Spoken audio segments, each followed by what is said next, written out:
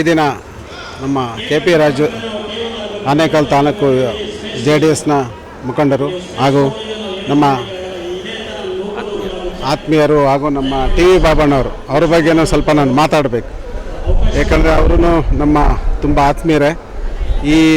ಈ ಒಂದು ಸಂದರ್ಭದಲ್ಲಿ KP ರಾಜು ಅವರಿಗೆ ಹುಟ್ಟುಹಬ್ಬದ ಶುಭಾಶಯಗಳು ತಿಳಿಸ್ತಾ ಈ ಒಂದು ಸಂದರ್ಭದಲ್ಲಿ ಈ ಒಂದು ನಮ್ಮ NDA ಅಭ್ಯರ್ಥಿಗಳು ಯಾರೇ ಆಗಿರಲಿ, ಬಟ್ ರಾಜು ಆಗಿರಲಿ TV ಬಾಬಣ್ಣ ಆಗಲಿ, ಇವರಿಬ್ಬರು ಯಾರಾದರೂ ನಾವು ಒಮ್ಮತದಿಂದ ನಾವು ಓಡಾಡಿ ಅವ್ರನ್ನ ನಾವು ಈ ಒಂದು ಸಂದರ್ಭದಲ್ಲಿ ಅವ್ರು ನೆನೆಸ್ಕೊತ ಅವರು ಒಳ್ಳೆ ಸಮಾಜ ಸೇವಕರು, ಏನು ಹೆಚ್ಚಿನ ಜನರಲ್ಲಿ ಆಸಕ್ತಿ ವಹಿಸಿದಂಥ ವ್ಯಕ್ತಿಗಳು.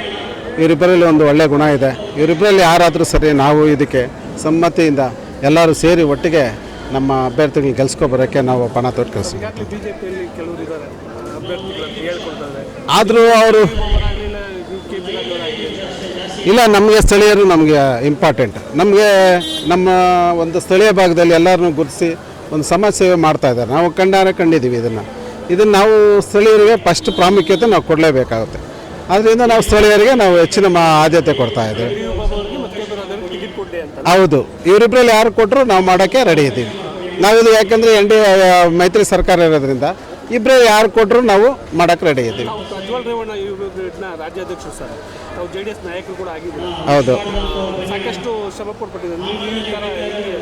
ಈ ಥರ ಹೇಗೆ ಹೇಳ್ತಾ ಇದ್ದೀವಿ ಅಂದರೆ ನಮ್ಮ NDA ಅಭ್ಯರ್ಥಿ ನಾವು ಇಬ್ಬರಲ್ಲಿ ಯಾರು ಕೊಟ್ಟರು ನಾವು ಮಾಡ್ತೀವಿ. ಬೇರೆ ಯಾರು ಕೊಟ್ಟರು ಹಾಗಂತ ಏನೂ ಇಲ್ಲ. ಈಗ ನಾವು ಸ್ಥಳೀಯರಿಗೆ ಫಸ್ಟ್ ಪ್ರಾಮುಖ್ಯತೆ ಕೊಡ್ತಾ ಇದ್ದೀವಿ. ಈಗ ಆಲ್ರೆಡಿ ಈಗ ನಾರಾಯಣಸ್ವಾಮಿ ಅವರು MP ಆಗಿದ್ದಾರೆ. ನಾವು ಸ್ಥಳೀಯರನ್ನು ಗುರುತಿಸ್ಬೇಕು. ನಮ್ಮ ಜೊತೆಯಲ್ಲಿರೋರು, ಜನರ ಜೊತೆ ಇರೋರು, ಜನರ ಜೊತೆ ಒಡನಾಟದಲ್ಲಿರೋರು, ಜನರ ಸಮಸ್ಯೆಗೆ ಸ್ಪಂದಿಸ್ತಾ ಇರೋರು, ಇಂಥವ್ರಿಗೆ ನಾವು ಅವಕಾಶ ಮಾಡಿಕೊಡ್ಬೇಕು. ನಾವು 100%. ಹಾಂ,